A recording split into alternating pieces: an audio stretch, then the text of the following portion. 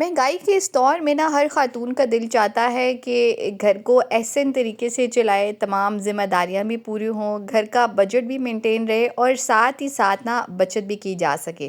किस तरह से ये मुमकिन है, आज के व्लॉग में उसी टॉपिक पे 5 पॉइंट्स आपके साथ शेयर करूँगी कि कौन से ऐसे ज़बरदस्त से 5 तरीके हैं जिससे इस महंगाई के दौर में भी आप बचत कर सकते हैं। अस्सलामुअलैकुम, welcome back to my channel. उम्मीद करती हूँ मेरी सारी यूट्यूब फैमिली बिल्कुल ठीक ठाक होगी। अल्हम्दुलिल्लाह मैं भी बिल्कुल ठीक ठाक हूँ। व्लॉग का आगाज़ सुबह से हो रहा है और रात में ना बचे हुआ नान पड़ा हुआ था, मैंने बस उसको ऑयल लगा के गर्म किया और शोरबे वाला सालन था, तो मैंने कहा चले मज़ेदार सा नाश्ता कर लेते हैं। और ये नाश्ता वाकई बहुत मज़े का होता है। स्पेशली ना इस नाश्ते की याद जुड़ी होती है शादी वाले घरों से, जहाँ पे सुबह सुबह रात के बचे हुए नान जो है वो ऑयल के साथ गर्म किए जाते हैं और रात के बचे हुए सालन के साथ जो है उनको खाया जाता है। तो इसके टेस्ट का अंदाज़ा तो वही बहनें कर सकती हैं जो अक्सर इसको खाती रहती हैं। चलें जनाब, नाश्ता भरपूर कर लिया, उसके बाद फिर मैं आ गई थी रूम में और करेंगे रूटीन के काम और साथ ही साथ आपके साथ इस मज़ेदार से टॉपिक पे बात भी करेंगे।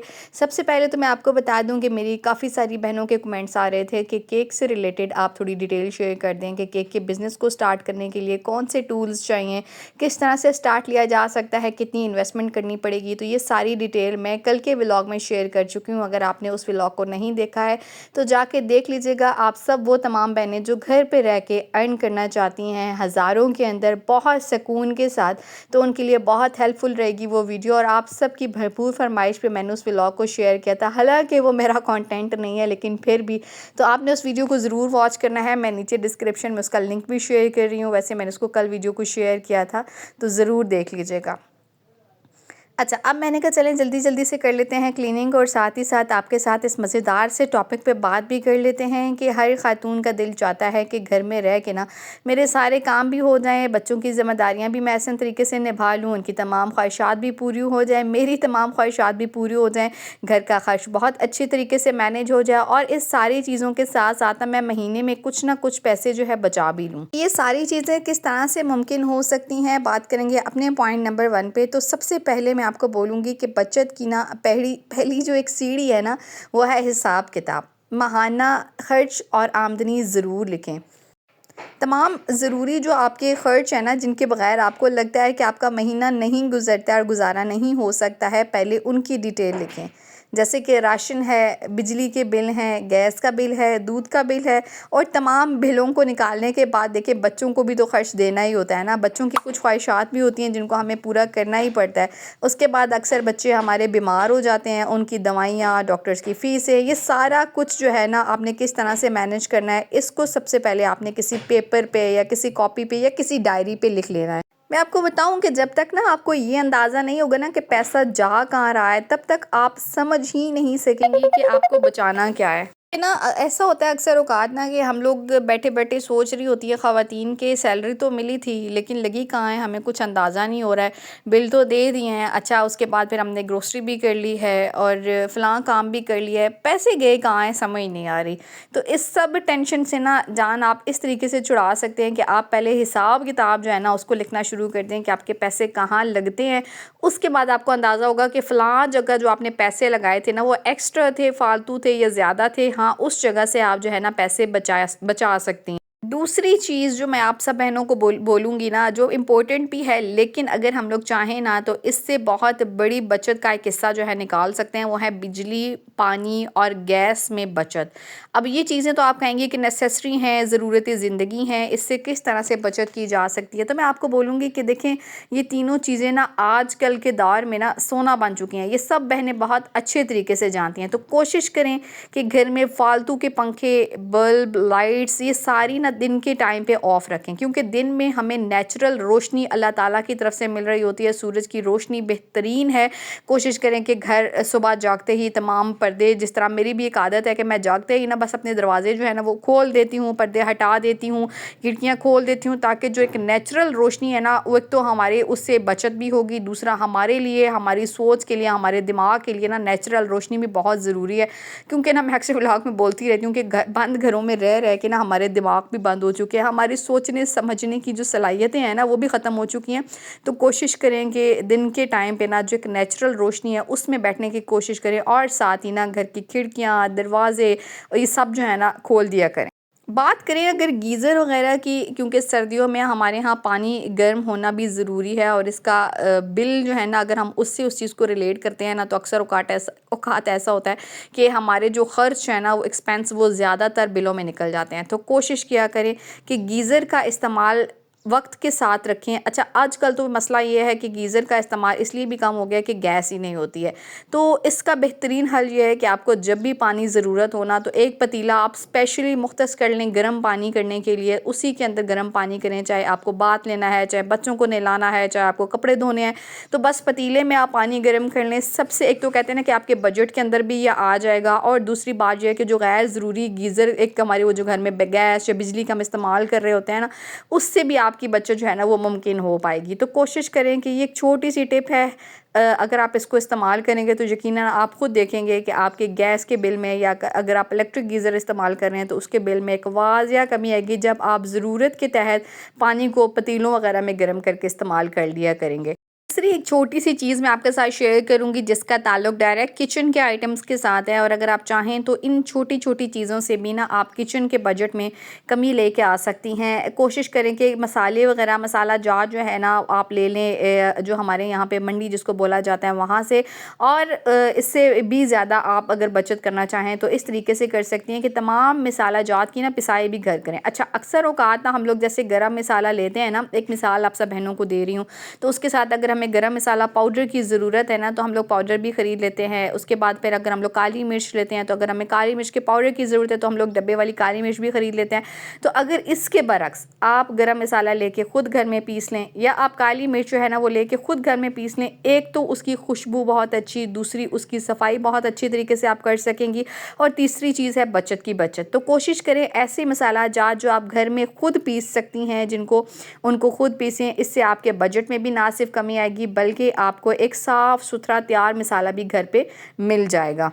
आप बहनों के साथ ना एक बात शेयर करूँ, मुझे लगता है ना कि बचत जो है ना वो हमेशा बड़ी बड़ी रकम से नहीं होती है। ज़रूरी नहीं है कि आपकी जो, अगर एक मिसाल दे रही हूँ कि 50-60 हज़ार तनख्वाह है, उसमें से आपको 10-15 हज़ार रुपये अगर बचाएंगी ना, तो तभी आपको लगेगा कि हाँ वाकई मैंने बचत किया है। इस तरह से बचत नहीं हो पाएगी, उड़ तक घर का जो एक खर्च है ना वो तंग हो जाएगा। बचत इस तरह से मुमकिन हो सकती है कि जो आप खर्च कर रही हैं ना, उसको इस तरीके से समझदारी से खर्च किया जाए कि उसमें से जो पैसे बचा है ना वही आपकी बचत है। ज़रूरी नहीं है कि आपने बड़ी बड़ी रकम में बचा लेनी है, बात सिर्फ नीयत की है। अगर आप शुरू करते हैं ना, तो यकीन जाने कि छोटी छोटी चीज़ों से भी आपको लगता है कि हाँ मैं बचत कर सकती हूँ, और ये जो छोटी छोटी चीज़ों की जो बचत होती है ना, मुझे लगता है कि ये एक समझदार खातून ही कर सकती है।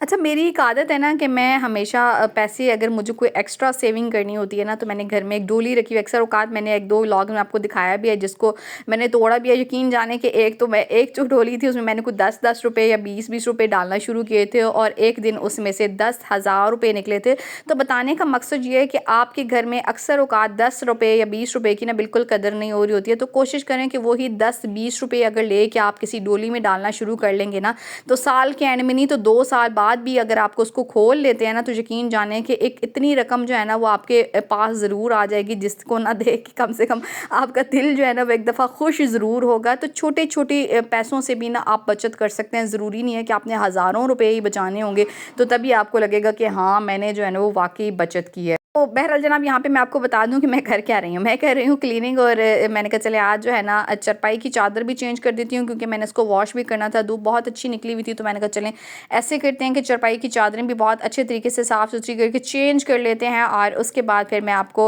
वीडियो के एंड पे दिखाऊंगी कि मैंने वैसे तो सर्दियों की शॉपिंग की जो की थी, आपको दिखाई भी थी, आपसे शेयर भी की थी। अपने बजट के अंदर रह के 2 सूट्स में मैं लेके आई थी, तो अब एक और सूट का भाई इजाफा हो चुका है मेरे पास। कौन सा लिया, कैसा लिया, कितने में लिया, सारी डिटेल इंशाल्लाह वीडियो के एंड पे आपके साथ शेयर कर दूंगी। तो मैंने कहा चलें यहाँ पे पहले ऐसे करते हैं कि जल्दी जल्दी से इस रूम की क्लीनिंग भी कर लेते हैं।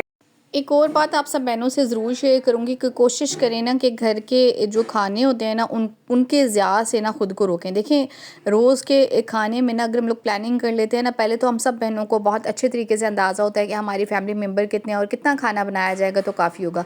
लेकिन ना अक्सर औकात ऐसा होता है कि हमारे बच्चे दाल या सब्ज़ी, जो भी सालन घर में बना होता है ना, खुश होकर नहीं खाते हैं, और एट द एंड क्या होता है कि वो सालन कचरे में जा रहा होता है। तो कोशिश किया करें कि सालन को ना रीयूज़ कर लें। यानी आपके बच्चे अगर दाल नहीं खाते हैं तो कोशिश करें रात में उनके साथ चावल बॉईल कर लें, या उनको किसी और तरीके से जो है ना यूटिलाइज़ करें, किसी और तरीके से यूज़ कर लें। सब्ज़ी नहीं खाते हैं तो कोशिश करें कि रात में सब्ज़ी को किसी और तरीके से इस्तेमाल करें। ये बहुत सारे ऑप्शंस हो सकते हैं, लेकिन भई बात सिर्फ इतनी सी है कि खाने को ज़ाया होने से बचाएं। बचत के लिए तो बहुत सारे ऑप्शंस शेयर कर दिए हैं, तो मैंने कहा चलिए अपनी बहनों को विंटर का सूट भी दिखा देती हूँ। अच्छा, 2-3 सूट्स तो मैंने आपको दिखा दिए थे जो मैं लेके आई थी लास्ट टाइम सर्दियों के लिए, और अभी जो है ना एक और सूट मैंने लिया। मैंने कहा चलिए आप बहनों के साथ इसको भी शेयर कर देती हूँ। और विंटर का अच्छा खद्दर जो है ना, ये इसका स्टफ़ है, और वैसे मैं खद्दर नॉर्मली पहनती नहीं हूँ। अगर पहनूँ तो मुझे कोशिश होती है कि खद्दर की ऐसी क्वालिटी लूँ जो बाद में ना श्रिंक ना हो, वरना आपको पता है कि बहुत जल्दी ना मतलब श्रिंक हो जाते हैं और तंग हो जाते हैं कपड़े। तो बस ये जो है ना आइडिया यानी गुल अहमद का। अच्छा, मैं आपको बताऊँ कि मैं कोई ब्रांड श्रांड कॉन्शियस नहीं हूँ, मुझे कोई ब्रांड श्रांड इतने कोई पसंद भी नहीं है, और ना ही वो भाई हमारे बजट में आते हैं। लेकिन मेरी जो है ना, मुझे ये अच्छा सूट मिल गया था तो मैंने कहा चले भाई इसको ले लेती हूँ। मुझे कलर भी बहुत अच्छा लगा था, येलो कलर। काफ़ी टाइम पहले मैंने पहना था, तो आज जो है ना मुझे फाइनली पेयर। और इसका जो एक प्रिंट है ना, मैं आपको वो भी दिखा देती हूँ। चुनरी प्रिंट और छोटा प्रिंट था, तो बारीक सा, और इसका कलर कंट्रास्ट में जो रेड के साथ आ रहा था ना, तो ये मुझे और भी अच्छा लग रहा था, तो मैंने कहा चलें ये ले लेती हूँ। और अच्छा, ये सूट ना मैंने अपनी खाला से ख़रीदा है, क्योंकि वो ऑनलाइन कपड़े जो है वो मंगा कर जो है ना सेल आउट करती हैं। तो मुझे ना ये चीज़ें बड़ी अच्छी लगती हैं। मैं अक्सर अपनी बहनों को बोलती हूँ ना कि घर पे रह के ना कोशिश करें कि अपने घर के बजट को भी कंट्रोल करें, और कुछ ना कुछ करती ज़रूर रहा करें। यानी आजकल जो है ना इस तरह का इतना ट्रेंड का चल चुका है कि ख़वातीन भी घर में बैठ कर ना कोशिश करती हैं कि ख़ुद भी कुछ ना कुछ अर्न करें, अपने घर वालों को भी सपोर्ट करें, अपनी ख्वाहिशात को भी पूरा करें। तो इसलिए ना ये बड़ा इंपॉर्टेंट है। तो आप जो है ना ये एक वो कहते हैं ना कि एक मोटिवेशन आप सब बहनों के लिए, तो आप कुछ करना चाहें ना तो बहुत सारे ऑप्शंस आप सब बहनों के पास मौजूद हैं। तो बहरहाल यहाँ पे मैं आपको दिखा दूँ, ये कलर जो है ना मुझे बहुत अच्छा लगा था, बहरहाल मैंने इसको ले लिया। और ये इसका शर्ट है, साथ ही इसके बाजू भी लगे हुए थे, यानी एक साइड पे भाई मुझे नहीं पता है अलग से कई सूट्स के मिल जाते हैं, कई इनके साथ ही अटैच होते हैं, तो भाई इसके साथ ही अटैच थे बाजू। और ये इसका खूबसूरत सा दुपट्टा है। और बस अभी जो है ना, अब मैंने पहले जो है ना वो एक सूट अम्मी से सिलवाया है, एक सासू माँ के लिए रखा हुआ, और ये सोचा कि भाई मैं टेलर को दे दूँ भाई, और क्योंकि फातिमा के भी कपड़े वगैरह सिलाई करने हैं। तो अभी वो सारे बड़े हुए हैं, इंशाल्लाह जैसे जैसे सिलाई होते जाएंगे तो मैं आपको दिखाती भी जाऊँगी कि भाई बना क्या है। तो बस ये जनाब आ गया हमारा इसका खूबसूरत सा दुपट्टा। तो मैंने कभी आप बहनों के साथ पहले भी मैंने सूट शेयर किए, तो बहनें जो है ना मेरी वैसे भी बहुत खुश होती हैं। हम बहनों की आदत होती है ना, जो शॉपिंग देख रहे हैं, चाहे अपनी हो चाहे किसी की भी हो ना, हमारा दिल बड़ा खुश होता है। तो मैंने कहा चले आपके साथ जो है ना ये भी शेयर कर देती हूँ। चुनरी प्रिंट जो है ना मैंने इससे पहले शायद कभी नहीं पहना, तो इस दफ़ा मैंने ये देखा, बारीक प्रिंट था और कलर कम्बिनेशन भी अच्छा था, तो मैंने कहा चलें ले लेती हूँ। और सर्दियों में ना मोस्टली आपकी ज़्यादातर या तो खद्दर चल रही होती है, या फिर आजकल तो वैसे सर्दियों के और भी बहुत सारे स्टफ़ निकल आए हैं। मुझे फुल एलेन का स्टफ़ बहुत पसंद है सर्दियों में, वो इतना गर्म होता है और इतना वो पुरसकून सा वो एक कहते हैं ना कि कपड़ा होता है कि वो सूट तो हम लोग सर्दियों में पहन लेते हैं ना भाई, उतारने को दिल ही नहीं करता है, इतना कोई मज़ेदार सा वो कपड़ा होता है। तो बहरहाल जनाब भाई, अब घर के अंदर ही तो रहना नहीं है, जब बाहर निकलना है तो कुछ इस तरह के सूट्स भी तो होने चाहिए आपके पास के जो आप बाहर निकल के इस्तेमाल कर सके। तो मेरी कोशिश होती है कि मैं अपने बजट के अंदर रह के ना कुछ ऐसे सूट्स भी बना लूँ जो घर पे इस्तेमाल हो जाए, और कुछ ऐसे सूट्स भी ले लेती हूँ जो घर से बाहर अगर कभी जाना है ना तो फिर वो भी इस्तेमाल हो सके। तो बहरहाल मैंने कहा चलें इसको जाके ना श्रिंक कर देती हूँ, ताकि जो है ना वो बाद में जो एक श्रिंक होने वाला जो कपड़ा होता है स्टिच होने के बाद, तो फिर वो बिल्कुल अच्छा नहीं लग रहा होता है। तो बहरहाल मैं इसको जाके श्रिंक करती हूँ। करते हैं आज के टॉपिक का एंड। तो मेरी बहनों बात सिर्फ इतनी सी है ना कि अगर औरत के हाथ में ना ये सारी चीज़ें होती हैं, आप चाहें ना तो अपने घर के निज़ाम को ना सिर्फ सलीके के साथ चला सकती हैं बल्कि बचत भी कर सकती हैं। और मुझे लगता है कि औरत के ज़िम्मे ना सिर्फ बचत करना नहीं होता है, बल्कि ऐसे तरीके अपनाना है जिससे बरकत भी जो है ना खुद ही घर में आए। क्योंकि कसरत नहीं मांगनी चाहिए, बरकत मांगनी चाहिए। जब बरकत होती है ना तो आपका दिल खुद ब खुद पुरसकून रहता है, और आपके घर में जो है ना बहुत ज़्यादा बरकतें जो है ना वो इम्पोर्टेंट होती हैं, कसरत इम्पोर्टेंट नहीं होती है। मेरी वो तमाम बहनें ना जिनके घर में एक लिमिटेड सैलरी आती है और महीने की शुरू में ही पूरी करके हो जाती है, मैं आप सब बहनों को बोलूँगी कि सिर्फ कोशिश करें, नियत करें तो अल्लाह ताला आपके साथ हो जाते हैं।